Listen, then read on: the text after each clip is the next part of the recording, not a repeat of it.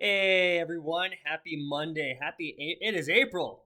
It's April. Oh my gosh. I can't believe we made it to April already.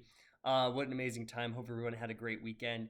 So today we're going to be talking about how to get a job in tech sales, how to land an interview, how to look for a role, a little bit about that. Had a few people email me recently kind of asking similar questions. I thought I would address this a little bit more. And it's in a few of the videos, maybe a little bit in different ones, but maybe I haven't consolidated as much as I should. And I did just wake up, so apologize if I look a little like in bedhead mode. So man, it's already April. My fiance got me good with April Fool's Day. I gotta say, we we were sitting. I didn't even realize it was April 1st. We were having coffee and reading, and then she kind of like blurted out that she had bought a second dog, and I kind of was like, "Are you serious? We're still trying to train the first one, and then we got a wedding coming up." And it took me like a few seconds for like it's April 1st. Oh man, she got me. So that was pretty good. I give her kudos. She got me before I could get her. So respect. Anyway, so let's talk about some things that you need to land a job in tech sales. And if you don't know, if you've never seen me before, I'm sales director for a tech company, but I'm also a hiring manager. I do my own talent acquisition consultation, and I wear many hats in the companies. So I work as a hiring manager. I hire people in different areas of cybersecurity and tech and sales, as well as I do sales myself, and I'm a tech sales director. So a little bit of both, and I have a good experience. I've done recruiting for I think 12 plus years now. So, and I've hired and I've done thousands of interviews, thousands. So I know kind of what people are looking for. I have a great track record on hiring. So some things to consider. So let's talk about a few different things that you should consider. Um, as I get a spam risk. So number one, which is the easiest, having a strong resume. You would be very surprised on how many people do not have a strong resume. Okay, it's kind of shocking to me sometimes. You want to make sure you're not having a resume that looks like everybody else's. Okay, you want a resume that stands out, that makes you look professional, that you're equipped for the job. Okay, and I know there's a lot of like auto creating types of resumes out there. Be very, very careful. For example, some people send me the Indeed automated resume. And it's fine if you have great credentials, if you got the right stuff, but it's like you see that so often. For recruiters by on average are getting 200 to 300 resumes a day, by the way, through job ads at least. That's an average. So you have to be the one, if you think be in the recruiter's shoes, you have to be the one that stands out of the crowd. Especially if this is new to you and you have no experience, you got to look at those areas that you stand out. Now, if you look at the description below, I did include templates. They're completely free that you can use to create and design certain tech resumes. Okay. Um, Feel free to use that. It's on a shared folder, so you have to request, you request access. But use those and let me know how it goes. Feel free to message me on if that works for you. But you want to make sure you're using a font, a template, style that stands out from everybody else. So the strong resume also is simple, very simple. It's not 5 pages, but it's also like it's got to have some detail. Easiest one, have your education first, personal summary, that's 3 to 5 sentences. You have title, you have 3 to 5 accomplishments under each one. Nothing too short, nothing too long. Okay, ideally 1 to 2 pages. 1 page if you're entry level and you just got out of college or grad school. 2 pages if you've been in the workforce for like 10 years or so. Because I say 1 page, but then I'm like myself, even my own resume has like 2 pages, 2 to 3 pages. But that's because I have a lot more to kind of put for criteria. So always look at that. For your resume should also include things that highlight what they're looking for. Hard skills, soft skills. Hard skills are the skills that like you can do the job. Okay, you have experience, maybe working with a CRM. Soft skills are things that everybody needs for any type of job, like communication, for example, or professionalism. So, highlighting some of those attributes is very, very important for your resume. The resume, by the way, is just a way to get in, get your foot in the door. It's not the end all be all, but it is an important aspect where in that first stage of the looking process of the of the experience of the entire interview process, you got to make sure that it makes you stand out of the crowd. Okay, so very, very important. Strong resume. Second thing, LinkedIn. You got to have a LinkedIn. There's a few people that I've consulted. I actually wrote their resumes and wrote their LinkedIns, and they didn't have a LinkedIn. You got to have a LinkedIn, especially in tech sales, because that's going to be a huge way that when you are in the company, you're going to be qualifying leads. You're going to be looking on LinkedIn. You're going to be using other things too, but LinkedIn is essential. So when the hiring manager is looking at your resume, there should be a link in your resume that goes right to your LinkedIn, and they should be able to check it out. It should have a professional photo. It should have a little bit of your background, your attributes, a little bit of it's your social media version of your resume. Okay? If you want help with this, I think I did a video on this. I think I did. If not, feel free to reach out to me. I do charge a service for if people want me to write their resume or write their LinkedIn or do a mock interview so they're completely prepared. And I have a pretty good background on this, so if you want help with that, feel free to reach out, through email and we can set something up. But make sure you have a strong LinkedIn with a strong photo, okay? And make sure it's eye-catching, okay? It makes you look like you are already in tech sales. Number 3, network. You got to network. You want to make sure that you are building a book of business. And if you're getting into tech sales, make sure it's in an industry that's kind of growing, okay? There's tech sales that kind of service a general. They go to every, business to business. There's other ones that service a particular niche or a particular industry.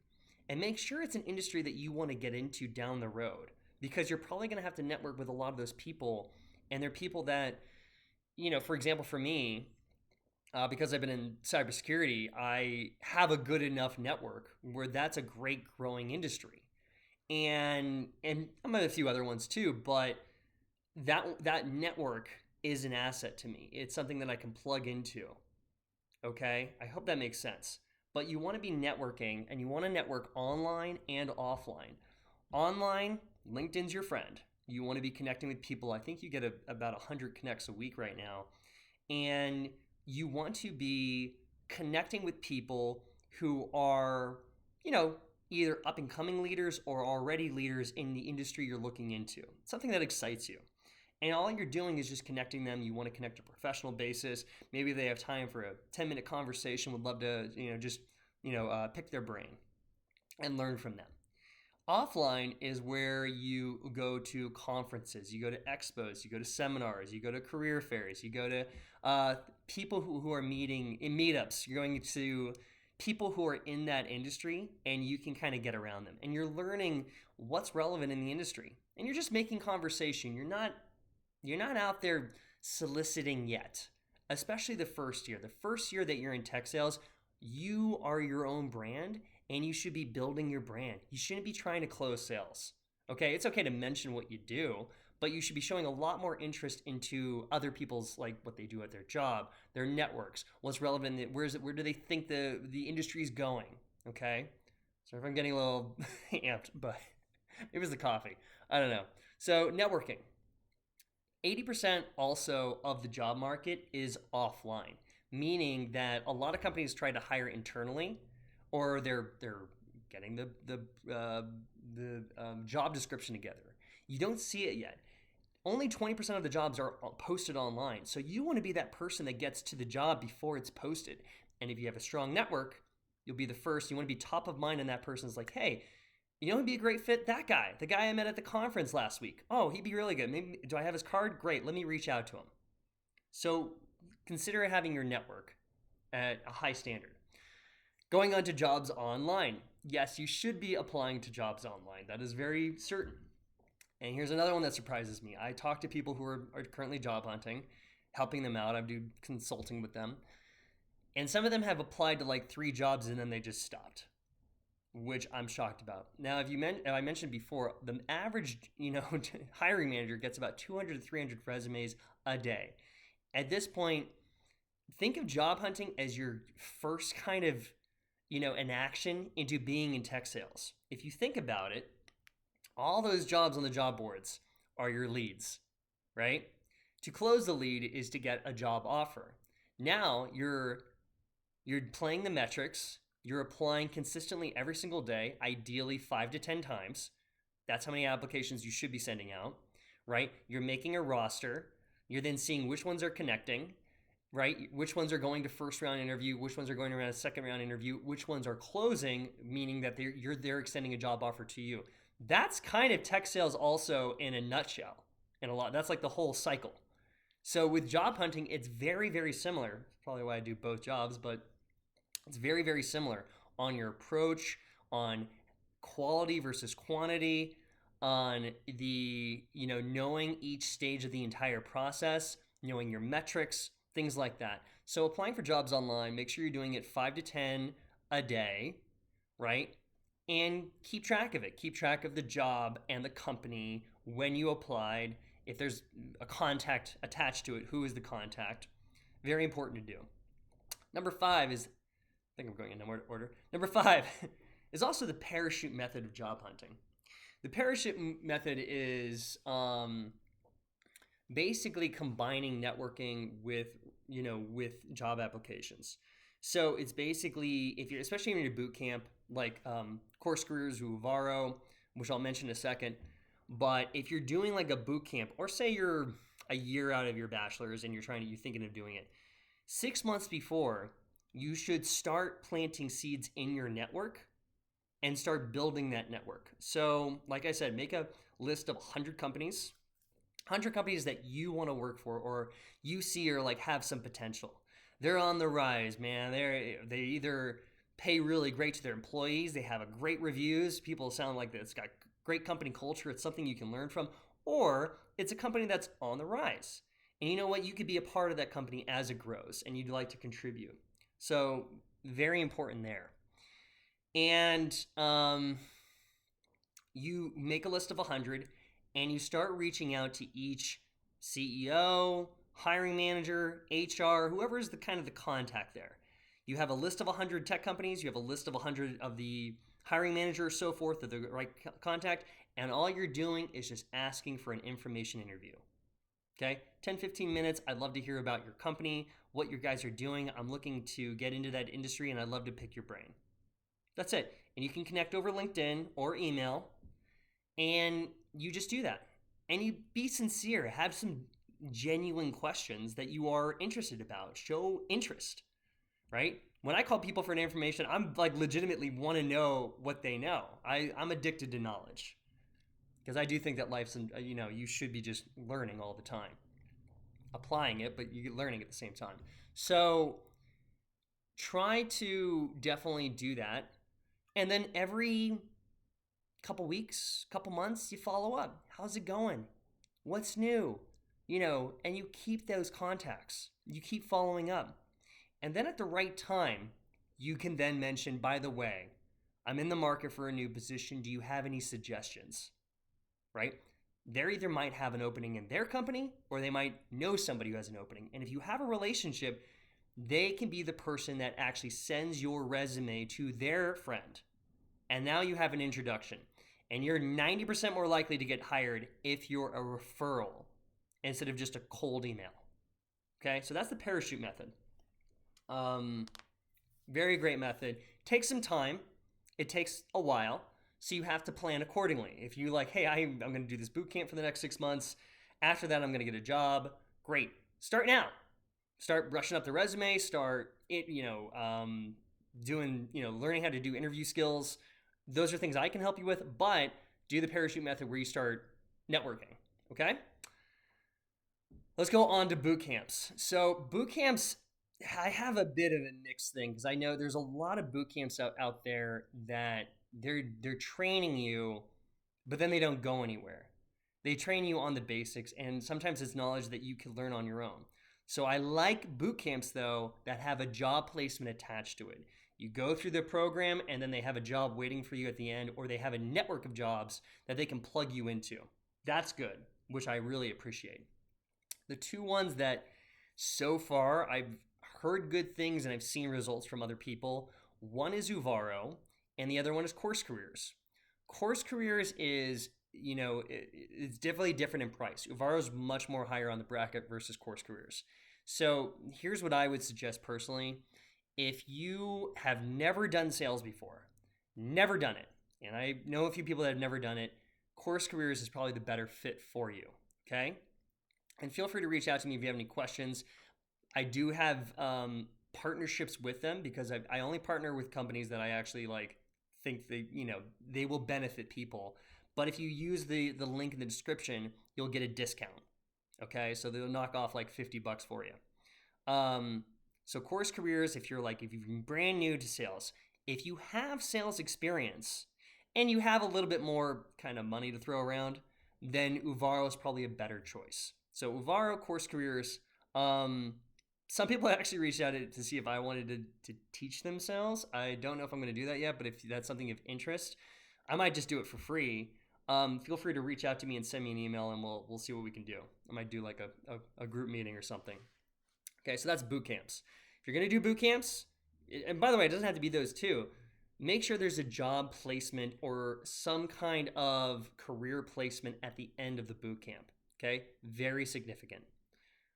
Number 7, recruiters.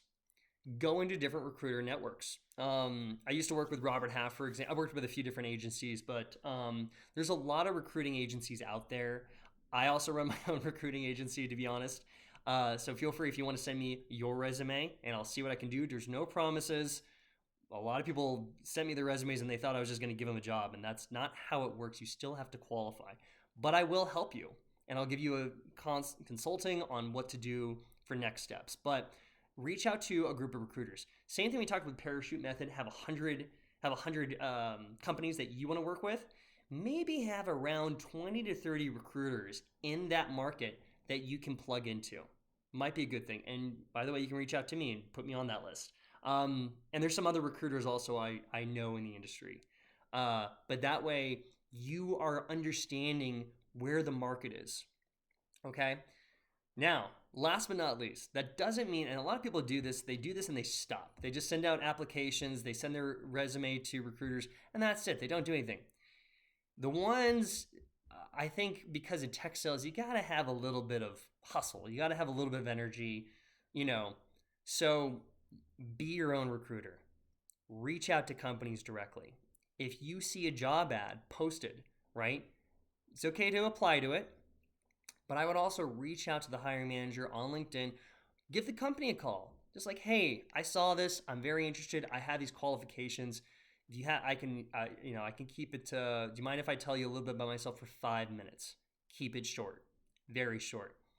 A lot of the people, you have to be in the client's mindset, and the client right now is whoever's hiring. But you want to make sure hey, they have a structured day. They're not waiting on the phone for people to just call them. Okay, they have a structured day. They have meetings going on. If you get them on the phone, right, you want to make your elevator pitch on who you are. And ideally, it's 30 seconds. But it's okay to ask for permission beforehand.